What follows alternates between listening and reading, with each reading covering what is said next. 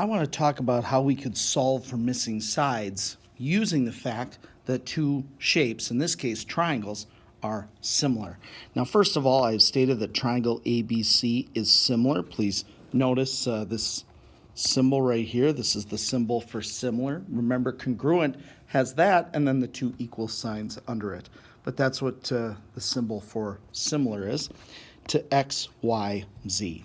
So we know right away that the kind of corresponding angles A and X, B and Y, and C and Z are the same. Angles are congruent. And we also know that the side lengths have a proportional relationship. So what I mean by that, let's say this is 7 and this is 4. So we can establish a proportional relationship. And then I say, well, I know that this side is 11. What is this side? Now, I want to just talk about the fact that you can set these up in a number of different ways. The way that kind of jumps out at me is to almost create like a larger triangle is to the smaller relationship. What I mean by that is that this length right here, this AC length is 7, and that corresponds to that XZ length of 4. So again, I've created this like the larger triangle is to the smaller triangle, as 11 is to that missing number. I'm going to just make up a letter to use here. I'm going to use N since I don't want to use X, since that's an actual part of my triangle. And then at that point, we can just cross multiply. We could say, well, 7 times N is 7N. 11 times 4 is 44. Divide both sides by 7. And we have 44 sevenths, which you could type in as a decimal. I'd prefer to leave it as a fraction. That works great. Another thing you can do is you can create a relationship between the triangles, just like relating them to one another. And by that I mean you could say, well, 7, the AC side, is to 11, the AB side. Let's state that. We could say 7 is to 11 as, and then we just have to make a corresponding proportion using our smaller triangles. So 7 is to 11 as 4 is to this unknown side, which I've already named N, so I'll just do that again.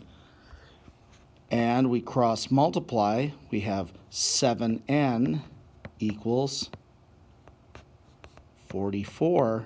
And we're at the same spot. Of course, we get the same answer. So you really have a choice about how you want to set these up. Do you want to set up a proportion that's just saying how do the sides relate from small to large or large to small? Or do you want to say how does this one side relate to the other in the same triangle? Now, I should also say there was nothing special about going from the larger to the smaller. I absolutely could have gone the other way and said, 4 is to 7 as N is to 11. And you'll notice right away, I hope, that cross multiplying here would give you that 7N equals 44. And there was nothing special about starting with the smaller side within each triangle. I could have said, 11 is to 7, the larger side to the smaller, and the bigger triangle is to N over 4. Again, I think you'll see right away that if I cross multiply it, I'd get 7N equals 44. So you have a ton of ways to do these relationships, just as long as you're consistent.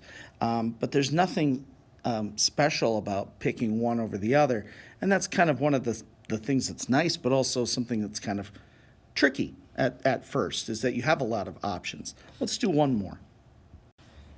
So let's once again set these up, and you have a ton of options. Remember, you could say 10 divided by 14 is equal to N divided by 7, or you could do the reciprocal. 14 divided by 10 equals N over 9. You could do 10 divided by n equals 14 divided by 9, or you could do, the reciprocal. N over 10 equals 9 over 14. So a ton of different ways you can line this up.